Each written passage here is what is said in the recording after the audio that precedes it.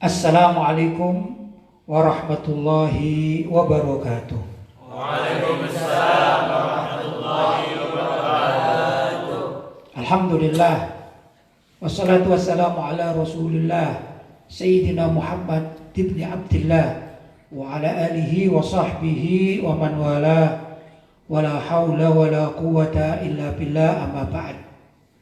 Ikhwani rahimakumullah, alhamdulillah malam hari ini kita masih dipertemukan oleh Allah Subhanahu wa taala di majelis yang penuh barokah ini, majelis taklim Ribat Al-Murtadha.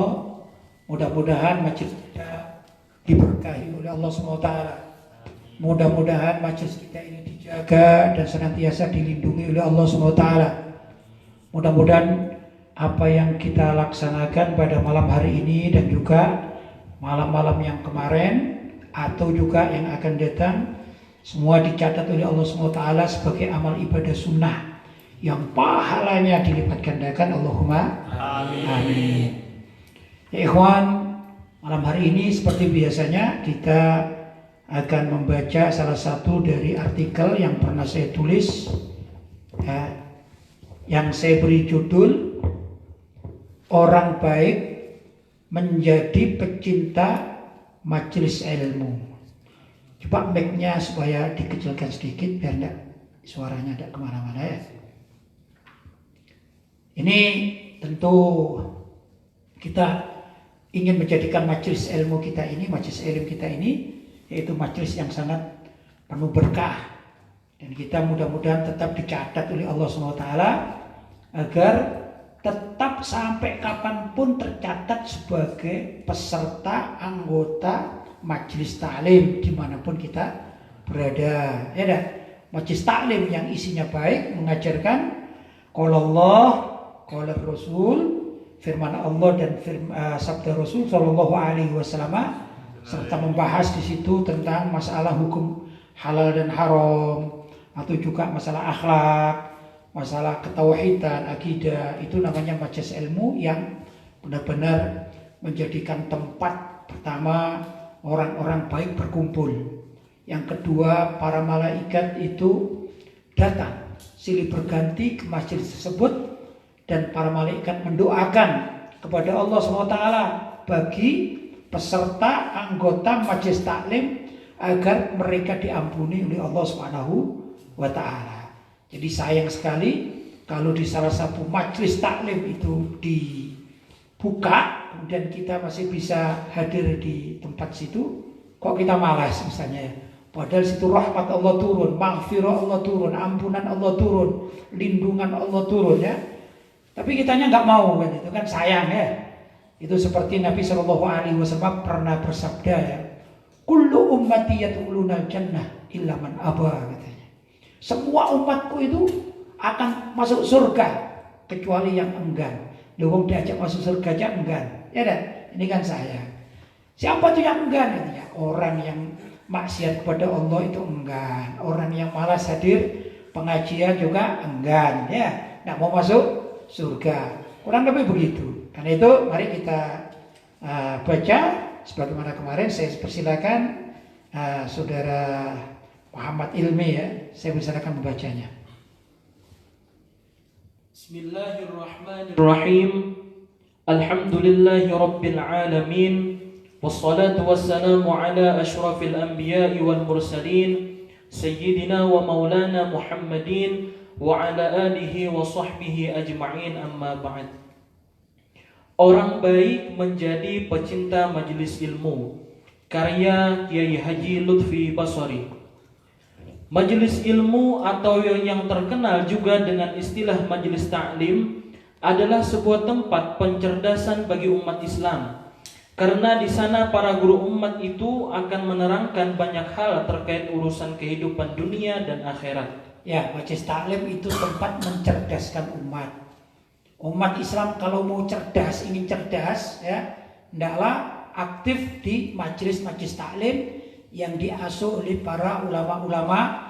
Tentunya ulama di sini maksudnya ulama Ahlussunnah wal Jamaah. Apa itu kriterianya ulama Ahlussunnah wal Jamaah? Yaitu mereka yang merujuk kepada dalil-dalil Al-Quran, juga dalil-dalil dari hadis Nabi Muhammad SAW dengan segala pembagiannya. Ada yang sahih, ada yang hasan, ada yang dhaif, ya dah. Itu semua boleh diamalkan tentu dengan kriteria sendiri-sendiri. Seperti hadis sahih itu diamalkan di segala bidang.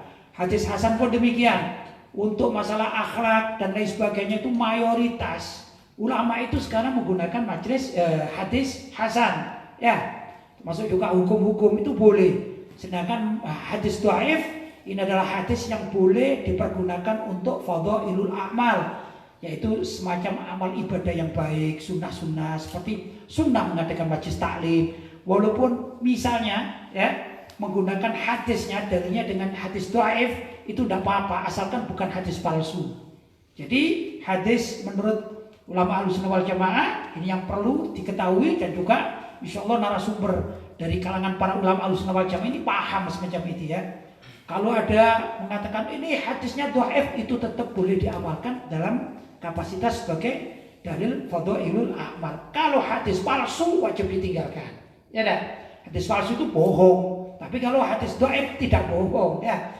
Kedhaifannya, kelemahannya itu terbagi-bagi sebagaimana yang disepakati oleh para ulama Ahlussunnah wal Jamaah. Lah, majelis yang mengerti semacam itulah yang kita cari. Ya, bukan setiap majelis. Wah, nanti sekarang kan banyak tuh majelis dikemas sama orang-orang nggak begitu paham pembagian tentang penggunaan dalil-dalil, akhirnya semua dihantam ya.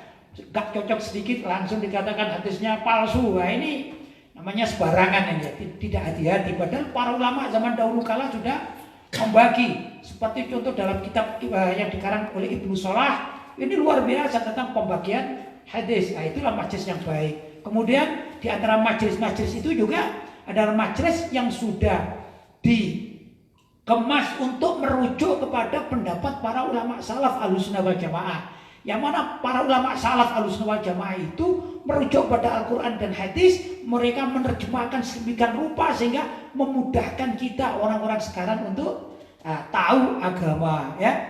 Zaman Nabi itu tidak ada namanya hadis sahih, tidak ada. Zaman Nabi itu tidak ada namanya hadis hasan, tidak ada. Zaman Nabi juga tidak ada namanya hadis dhaif. Kalau palsu ada. Nah, itu palsu itu diancam oleh Rasulullah SAW ya. Man kadzaba alayya muta'ammidan falyatabawa maq'adahu minan nar. Barang siapa yang memalsukan dariku suatu hadis lah, satu perbicaraan, sungguh dia ini secara terang-terangan atau secara sengaja, sungguh dia telah menempati tempat duduknya dari api neraka. Loh, kalau palsu memang ada, tapi kalau sahih, hasan, dhaif itu karya para ulama Ahlussunnah wal Jamaah di masa siapa namanya Imam Bukhari radhiyallahu taala anhu dan yang semisalnya seperti Imam Bukhari, Imam Muslim itu yang memulainya ya. Demikian kurang lebih ya. Nah, zaman-zaman itu artinya setelah para sahabat wafat, tentu setelah Nabi ya. Nabi wafat, para sahabat wafat, para tabi'in wafat, lah barulah mulai ada yang namanya pembagian hadis ya. Nah, ini siapa yang memulainya? Para ulama. Karena itu majelis taklim yang dikemas mengikuti ijtihad para ulama ini juga adalah majelis taklim yang dibenarkan oleh Allah dan Rasulnya, sehingga kita bisa mengambil manfaat dari majelis tersebut ya. Silakan. Tentu saja yang disampaikan dalam majelis taklim itu bermuara pada ilmu syariat agama Islam. Sedangkan para hadirin di majelis taklim itu adalah mereka yang mendambakan dirinya menjadi orang baik saat mengarungi kehidupan dunia, apalagi kehidupan akhirat. Ya, majelis taklim yang dimaksudkan itu adalah majelis taklim yang senantiasa mengajak kita untuk berpikir akhirat. Bukan berarti meninggalkan dunia sama sekali, tidak. Dunia tetap dibahas, tapi lebih mayoritas dalam majelis taklim itu mengajak jamaahnya untuk ingat akhirat. Akhirat dan akhirat. Kenapa? Karena dalam kehidupan sehari-hari biasanya ini ya, masyarakat itu sudah waktunya habis untuk ngurusi dunia. Ya kan? Mulai pagi sampai sore itu kebanyakan masyarakat adalah yang diurusi, dipikirkan adalah dunia pekerjaannya. Nah, biasanya majelis taklim itu yang banyak adalah mulai batal maghrib, ada juga batal isya atau malam. Ini seperti filter. Ya, filter agar orang itu tidak senantiasa pikirannya dunia, dunia dan dunia, maka difilter di dalam majelis taklim. Akhirnya tatkala malam hari mereka ingat akhirat. Begitu kurang lebih. Esok hari masih terngiang. Oh, aturan main tentang jual beli itu kemarin dibahas dalam majelis taklim. Maka esok hari tatkala dia bekerja, semisal jual beli, dia tahu mana yang halal dan mana yang haram, mana yang boleh dan mana yang tidak. Begitu kurang lebih ya. Karena itu bagus sekali adanya majelis taklim. Silakan. Sayyidina Sa'id bin Musayyab radhiyallahu an dan Sayyidina Abu Salamah bin Abdurrahman radhiyallahu an mengungkapkan bahwa Sayyidina Abu Hurairah radhiyallahu anhu berkata, kalian mengatakan bahwa Abu Hurairah radhiyallahu an banyak meriwayatkan hadis dari Rasulullah sallallahu alaihi wasallam, dan kalian menyatakan mengapa orang-orang muhajirin dan orang-orang ansor tidak ada yang meriwayatkan hadis sebanyak Abu Hurairah? Karena sesungguhnya saudara-saudaraku, orang-orang muhajirin sibuk dengan urusan jual beli di pasar. Sebaliknya, aku pribadi selalu mendampingi Rasulullah SAW dengan perut kenyang. Oleh sebab itu, aku senantiasa hadir apabila mereka tidak hadir, dan aku menghafal seandainya mereka lupa. Ya. Ini hadisnya panjang, kita potong dulu ya. Pertama di situ ada nama Sayyidina Sa'id, tertulis ini ya, Sayyidina Sa'id bin Musayyab. Beliau tidak suka dengan kalimat Musayyab, tidak suka. Maka beliau mengganti bin Musayyib. Itu yang dibahas oleh para ulama ahlul hadis ya. Ini mungkin salah ketik ya. Jadi tolong nanti dibetulkan, bukan Musayyab. Karena beliau berdoa, artinya Musayyab itu ditinggal. Beliau juga pernah berdoa, sayyabuni man sayyabani, seperti itu ya. Orang yang mengatakan apa namanya? Sayyabuni sayyaballah, begitu kurang lebih ya. Orang itu mengatakan musayyab itu seperti meninggalkan aku, sayyaballah, semoga dia ditinggal oleh Allah. Nah, agar kita tidak terkena doanya Sayyidina Sa'id bin Musayyib, maka kita bacanya bin Musayyib, bukan Musayyab. Ini perlu juga ya. Para santri mengerti seperti ini juga ilmu mustalahul hadits dibahas di sana. Kalau bukan ulama yang menerangkan siapa? Ya, kalau saya juga membaca apa pendapat para ulama, kan begitu ya. Jadi gimana bacanya? Sayyidina Sa'id bin Musayyib, bukan Musayyab ya. Karena doa beliau apa tadi? Sayyabuni sayyaballah, mereka meninggalkanku, mudah-mudahan mereka ditinggalkan oleh Allah. Na'udzubillah min dzalik ya. Nah, ini perlu ya. Jadi kita ralat tulisannya yang benar adalah Sayyidina Sa'id bin Musayyib, dan juga Sayyidina Abu Salamah bin Abdurrahman itu mengungkapkan yaitu tentang apa yang disampaikan oleh Sayyidina Abu Hurairah radhiyallahu taala anhu ya. Kemudian begini asalnya, sebagian orang itu heran-heran dengan Sayyidina Abu Hurairah radhiyallahu taala anhu. Kalau zaman sekarang yang paling heran, yang paling memusuhi Sayyidina Abu Hurairah adalah orang orientalis. Yang mana orang orientalis ini sekarang dilanjutkan dakwah mereka itu oleh orang-orang liberal. Ya, dan juga diamini oleh orang-orang Syiah. Apa itu yang dikatakan terhadap Sayyidina Abu Hurairah? Sayyidina Abu Hurairah itu kalau dihitung masuk Islamnya sampai Rasulullah wafat itu enggak lama. Ya, hanya sekitar 3 sampai 4 tahun. Tapi hadisnya Sayyidina Abu Hurairah itu paling banyak terkumpulkan, baik dalam Sahih Bukhari, Sahih Muslim ya, Sunan Tirmidzi, Sunan Abu Dawud, Sunan Ibnu Majah, Sunan An-Nasai dan lain sebagainya. Ini paling banyak adalah hadis yang diriwayatkan oleh Sayyidina Abu Hurairah radhiyallahu taala anhu, an Abi Hurairah radhiyallahu taala anhu.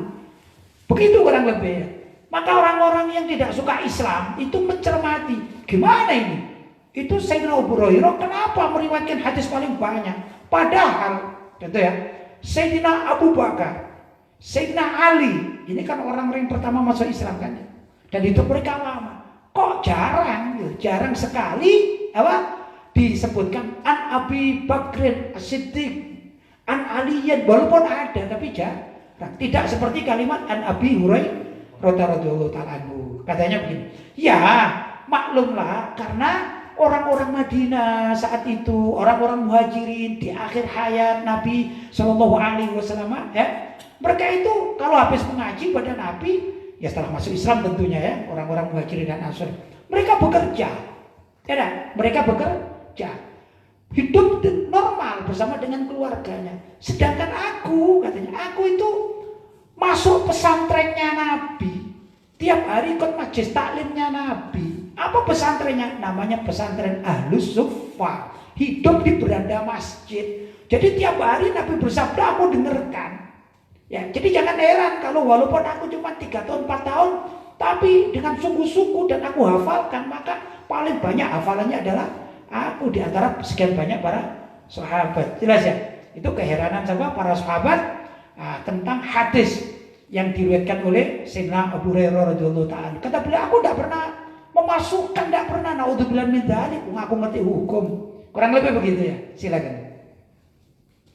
Sementara itu, saudara-saudaraku orang-orang Ansor sibuk mengurusi harta benda mereka. Sebaliknya, aku hanya seorang miskin di antara orang-orang miskin yang ada di Suffah, beranda Masjid Nabawi.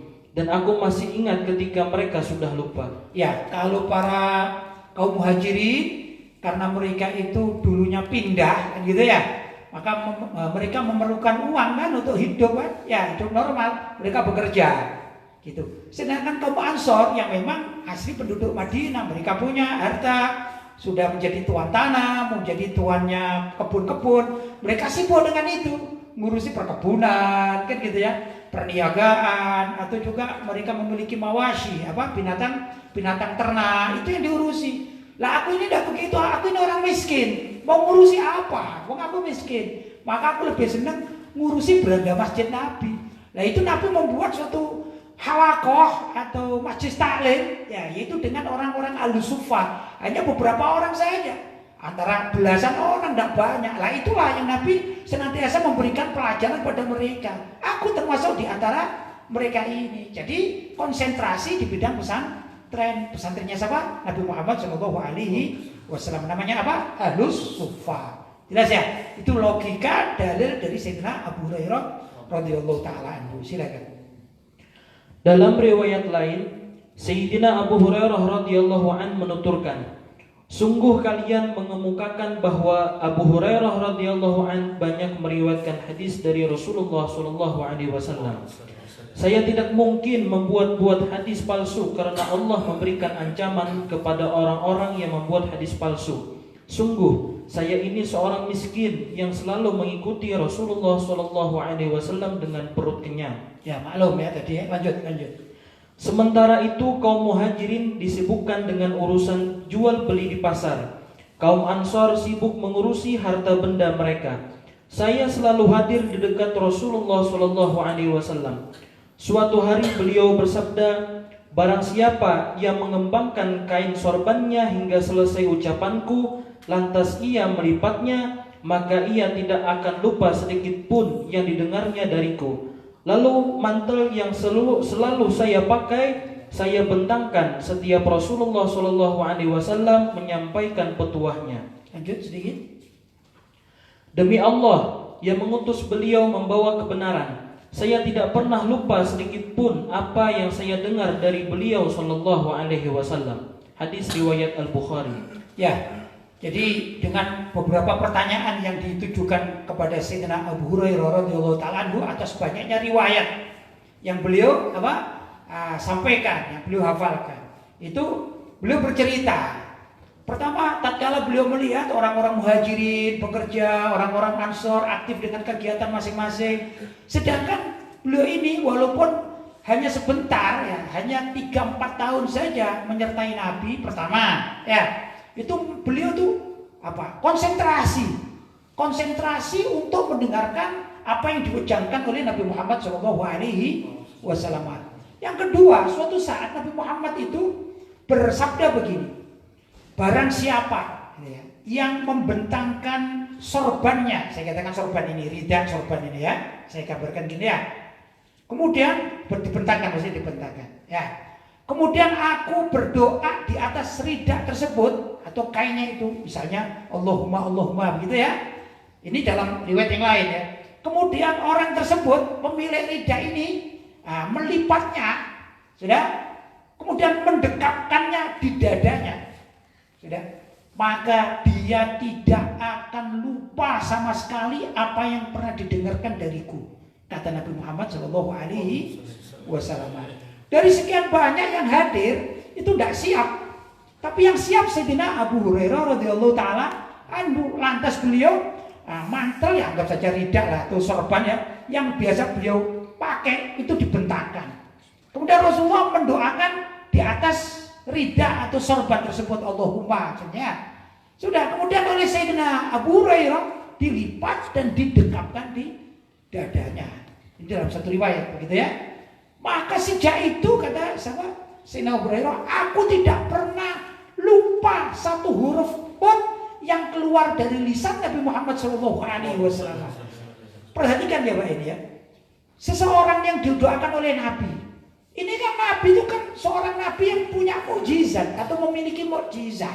Ya dah.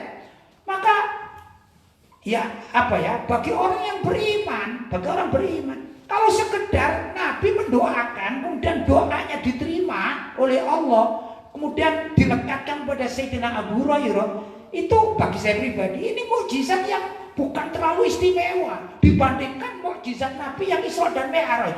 Paham ya? Wong Isra dan Mi'raj aja Nabi bisa dan mampu karena punya mukjizat. Apalagi hanya sekedar berdoa, kemudian doanya diijabahi oleh Allah, sehingga apa yang didengarkan oleh Sayyidina Abu Hurairah berkat tadi itu yang dilakukan lekat. Ya sangat bisa sekali, sangat rasional.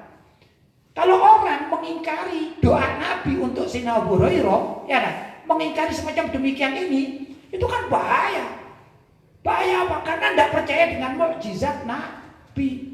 Sama halnya orang ini ingkar dengan peristiwa Isra dan Mi'raj, itu juga mukjizat Nabi. Banyak mukjizat Nabi yang kalau kita membaca dalam kitab sirah itu ya memang sesuatu yang tidak masuk akal. Ya memang begitu namanya mukjizat, itu sesuatu yang khariqul adat, berbeda dari kebiasaan pada umumnya. Nabi itu bisa memanggil pohon kurma. Ya, dipanggil itu datang pohon kurma. Loh, kalau orang nggak yakin dengan mukjizat Nabi, mana ada pohon kurma bisa jalan, kan begitu. Nabi itu kadang-kadang kalau jalan di satu perjalanan ada batu. Oh, batu itu mengucapkan salam, assalamualaikum ya Rasulullah. Dijawab waalaikumsalam. Loh, kalau bukan mukjizat, kan tidak mungkin. Ini mukjizat Nabi. Terus kalau ada orang tidak percaya dengan mukjizat Rasulullah SAW, itu berarti tidak beriman. Ya tak? Kalau tidak beriman dengan mukjizat Nabi, berarti kafir. Naudzubillah min dzalik. Termasuk keberadaan Al-Quran yang lekang sampai sekarang masih masih asli murni sampai sekarang, seperti waktu diturunkan oleh Allah pada Nabi Muhammad melewati malaikat Jibril. Ini mukjizat paling luar biasa. Kalau orang kemudian meragukan, wah saya nggak begitu yakin dengan mukjizat Nabi, berarti tidak meyakini dengan Al-Quran, berarti kufur dia. Jelas ya? Karena itu kita jangan sampai tidak meyakini mukjizat seperti doanya Rasulullah yang dibentangkan di rida atau sorbannya Sayyidina Abu Hurairah radhiyallahu taala anhu. Jangan sampai tidak percaya, wajib beriman. Karena itu apapun yang sudah dimiliki oleh Sayyidina Abu Hurairah radhiyallahu taala anhu dengan kekuatan hafalannya, banyaknya hadis-hadis yang dihafalkan, itu berkat mukjizat Nabi, bukan berkat mohon maaf ya, kecerdasan Sayyidina Abu Hurairah radhiyallahu taala anhu saja, bukan, tapi berkat mukjizat Nabi. Andai kata ini ya, Sayyidina Abu Hurairah itu bukan orang cerdas, anggaplah mohon maaf ya, gak enak, tapi andai kata misalnya orang bodoh misalnya, tapi dapat doa dari Nabi, dapat mukjizat dari Nabi, akhirnya yang asalnya bodoh ini langsung berubah dengan mukjizat Nabi atas izin Allah, langsung menjadi pandai, hafalannya kuat karena mukjizat Nabi. Seperti begini, umumnya yang namanya pohon kurma itu kan tidak bisa berjalan, tidak bisa pindah. Berkat mukjizat Nabi dipanggil, datang itu. Ya, bukan karena pohon kurmanya ini pohon sakti, bukan. Wah, ini misalnya sakti bisa jalan-jalan, bukan. Tapi berkat mukjizat Nabi dipanggil, kurmanya datang. Itulah namanya mukjizat Nabi. Jelas ya? Nah, suatu saat ini kehebatan Sayyidina Abu Hurairah radhiyallahu ta'ala bukan sekedar untuk dirinya. Hadis-hadis yang dipelajari, ilmu yang dipelajari itu bukan sekedar untuk dirinya, tapi untuk semua orang. Sampai kita pun masih bisa menikmati. Andai kata Sayyidina Abu Hurairah radhiyallahu ta'ala anhu tidak melakukan apa yang dikatakan oleh Nabi, tidak membentangkan sorbannya, ya mungkin kita banyak ketinggalan hadis-hadis Nabi. Tapi alhamdulillah sampai sekarang ini kita bisa membaca hadis Nabi Muhammad Shallallahu Alaihi Wasallam. Suatu saat, yang ada riwayatnya, suatu saat Sayyidina Abu Hurairah radhiyallahu ta'ala jalan melewati pasar. Ya, namanya orang, ya ada sahabat Muhajirin, ada sahabat Ansor, kan gitu kan. Mereka berjualan, aktif di aktif di pasar. Ya, itu orang-orang baik-baik. Saya tidak katakan tidak baik. Orang jualan kan baik-baik saja ya, asalkan tidak menipu kan gitu. Mungkin seperti saat sekarang ini ya. Saat sekarang ini walaupun masih lockdown, ada corona, itu kan orang-orang masih tetap saja yang bekerja ya. Ya itulah manusia, macam-macam bentuk manusia. Sejak zaman Rasulullah, Sayyidina Abu Hurairah pun terjadi. Sebagian orang belajar di pesantren atau di masjid, sebagian orang juga berdagang. Itu sifat manusia. Nah, tatkala itu Sayyidina Abu Hurairah mengatakan, "Hei, saya heran pada kalian ini, kok aktif sekali jualan, kok giat sekali." Kalau sekarang mungkin saya mengatakan, ini ada corona ini ya, ini virus yang mematikan, ya dah. Itu kok kalian masih nekat saja? Maka mereka menjawab, "Gimana saya tidak akan nekat? Gara-gara corona akhirnya saya mati kelaparan. Jadi mending saya kerja," kan gitu kan ya. Ada sebagian orang berasumsi demikian. Padahal aturannya itu nggak begitu. Aturannya itu gimana caranya kita memutuskan tali rantai penyebaran corona dengan banyak perkumpulan, gitu ya. Seperti di masjid-masjid, sebagian masjid sudah ditutup itu ya. Apakah salah? Tidak salah. Karena mereka menutupnya itu dengan istiadat para ulama. Bagaimana yang di pasar tetap itu? Itu karena nekat. Karena nekat. Alasannya apa? Daripada mati kelaparan, kan gitu kan? Dan lain sebagainya. Ini perumpamaan. Nah, zaman itu, zaman Sayyidina Abu Hurairah radhiyallahu ta'ala melihat banyak orang di pasar, maka beliau mengatakan, kalian ini gimana sih? Sekarang ini Nabi sedang bagi-bagi warisan. Maksudnya warisan Nabi, bukan Nabi sudah wafat ya. Warisan Nabi ini sedang dibagi-bagi. Loh, kok kalian masih di pasar ini loh? Kenapa? Mestinya kan kalian berebut warisan Nabi. Maka mereka heran, ini Abu Hurairah bilang apa ya kok warisan Nabi? Mereka bertanya, "Wahai Abu Hurairah, di mana warisan Nabi dibagi-bagi?" Itu ada di masjid. Ya tentunya waktu itu Masjid Nabawi, ya dah. Masjid di Madinah sana. Itu loh ada. Wah, akhirnya orang di pasar ini satu persatu datang ke masjid. Akhirnya pasarnya agak sepi. Tapi begitu melihat di masjid, ternyata di situ ada orang sholat, ya, yang ada orang zikir, ada halako kecil gini, halako pengajian majlis taklim lah, kecil seperti kita ini sekarang ya. Kita nggak bisa besar kan, kenapa? Di lockdown ya. Ya, jadi pengajiannya apa yang ada kan gitu. Berapa orang ini? 20 orang kurang lebih ya. Tapi itu yang terjadi zaman tersebut. Maka orang-orang yang datang dari pasar ini juga agak sedikit kecewa. Ini kok menipu sekali Abu Hurairah ini. Ya, gimana ini? Maka mereka datang pada Sayyidina Abu Hurairah. "Wahai Abu Hurairah, kenapa engkau mengatakan bahwa sekarang ini ada pembagian harta Nabi? Saya lihat ke masjid nggak ada. Yang ada itu cuma orang sholat, orang zikir, dan juga ada yang ngaji sedikit." Ya, maka Sayyidina Abu Hurairah radhiyallahu mengatakan, "Loh, kalian lupa ya? Nabi itu kan tidak meninggalkan warisan harta, tidak ada dirhaman wala dinaron, ya, tidak mewariskan dinar atau dirham, maksudnya uang. Tapi Nabi Muhammad itu mewariskan ilmu. Faman akhodaha faqad akhoda biwaddin hafir."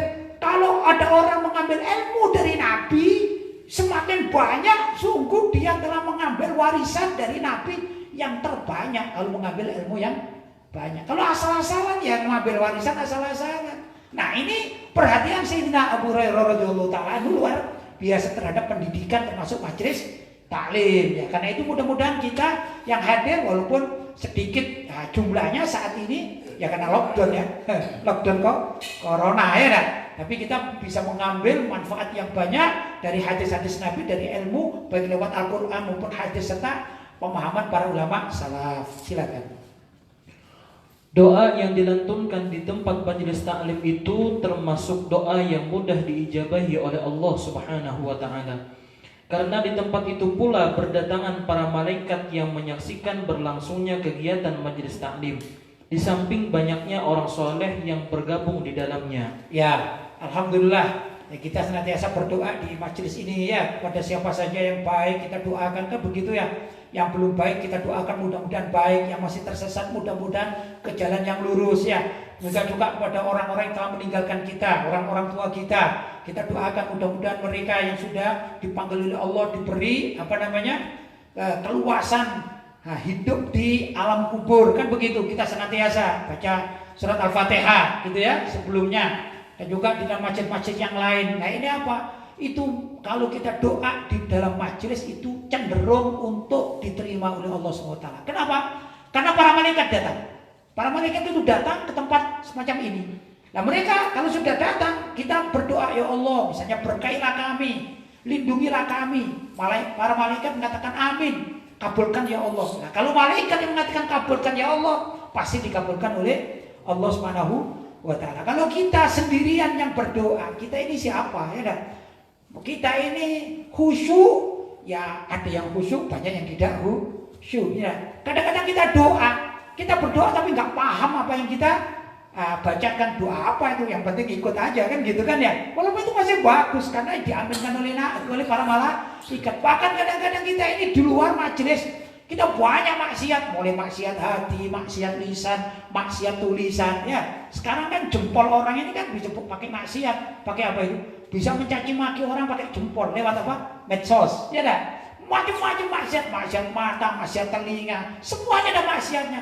Loh, kalau kita mohon ampunnya di majelis taklim, ini cenderung untuk diterima oleh Allah SWT karena diaminkan oleh para malaikat yang hadir. Jadi sayang sekali kalau ada majelis taklim dan kita bisa datang ke tempat itu dalam keadaan aman dan baik, kalau kita tidak menghadirinya. Sayang sekali ya. Silakan.